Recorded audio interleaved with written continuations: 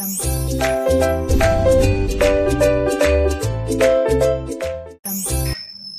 everyone, welcome to my channel Chemistry SR. Those who are new here, myself Subbarayudu. I teach chemistry in simple way. If you are interested, keep watching. In today's session, we are going to solve a problem related to one of the colligative property, depression of freezing point. Okay, 12th class chemistry or intermediate second year, the chapter solutions. ఇందులో depression of freezing point related problem solve చేస్తున్నాం. ఓకేనా, previous వీడియోలో depression of freezing point అంతా discuss చేసాం. ఇప్పుడు దానికి problem చేస్తున్నాం. సరే, ఫస్ట్ మనకి ఏమి ఇచ్చాడో డేటా రాసుకోగలిగితే మన ఫార్ములా ఏం యూజ్ చేయాలన్నా కూడా తెలిసిపోతుంది. సో అక్కడ మనకి ఏమి ఇచ్చాడంటే 45 grams ఆఫ్ ఇథిలిన్ గ్లైకాల్ అంట. ఫార్ములా మాలిక్యులర్ ఫార్ములా కూడా ఇచ్చాడు. Is mixed with 600 grams of వాటర్లో మిక్స్ చేసేసాడు. 600 grams.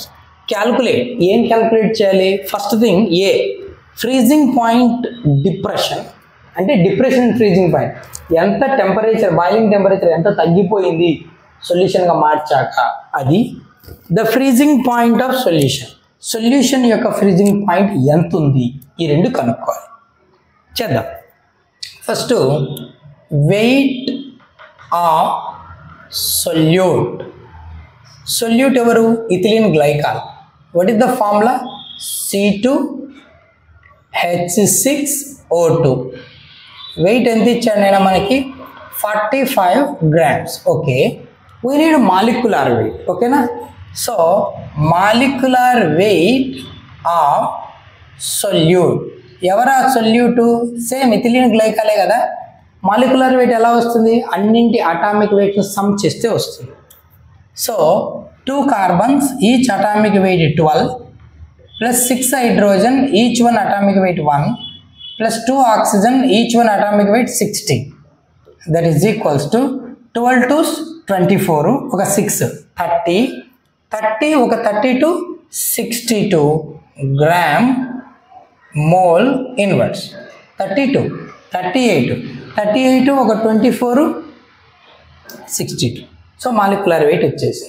సో మనకు ఈ డిప్రెషన్ ఆఫ్ ఫ్రీజింగ్ పాయింట్ కావాలి అంటే డెల్టా టీబీకి మనకు ఈ రిలేషన్ ఫార్ములా గుర్తుండాలి. We know one thing, delta TF is equals to ఏం చెప్పాం ఫార్ములా? కేఎఫ్.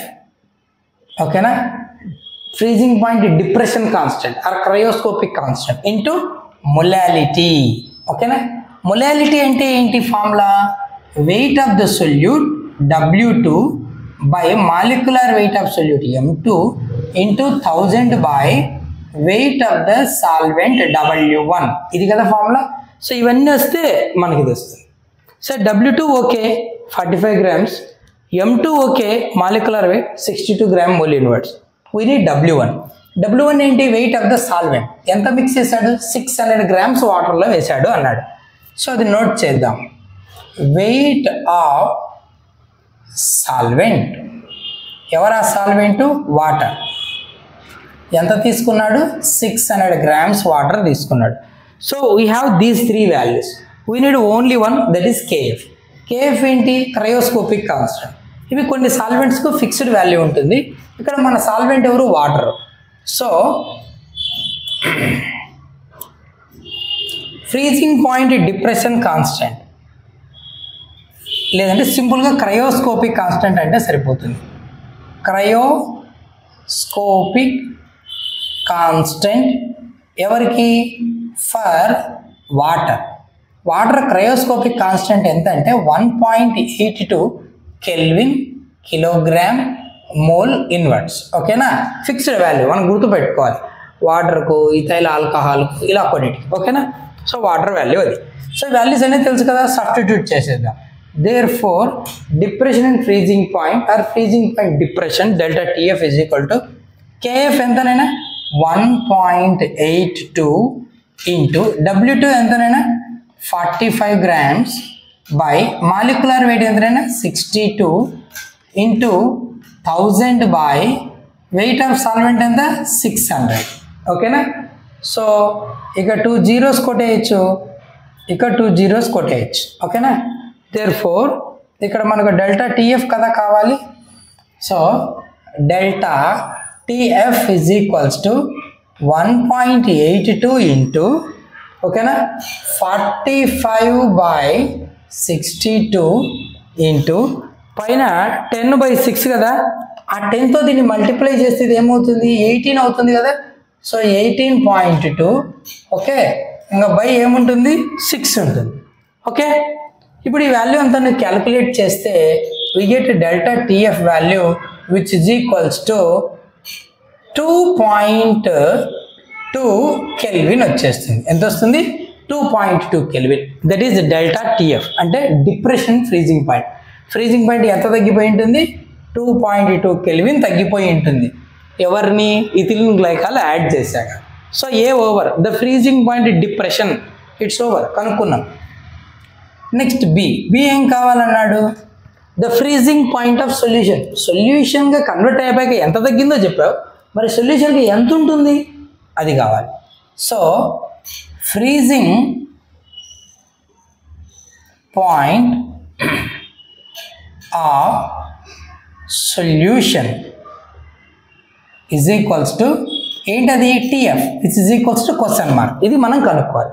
బట్ మనకు తెలిసిన రిలేషన్ ఏంటంటే we know that delta TF is equals to depression and freezing point is equal to freezing point of pure solvent minus freezing point of solution.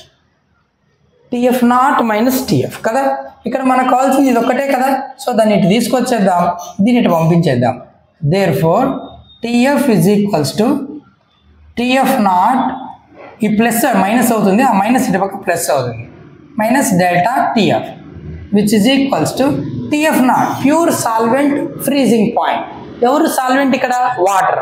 Water ఎక్కడ freeze అవుతుంది 0 degree Celsius అంటే kelvin లేక మారుస్తే 273 kelvin. కరెక్ట్గా చెప్పాలంటే 273.15 minus ఎంత తగ్గింది 2.2 less అయింది. సో దాన్ని తీసేద్దాం, లెస్ అయింది కాబట్టి.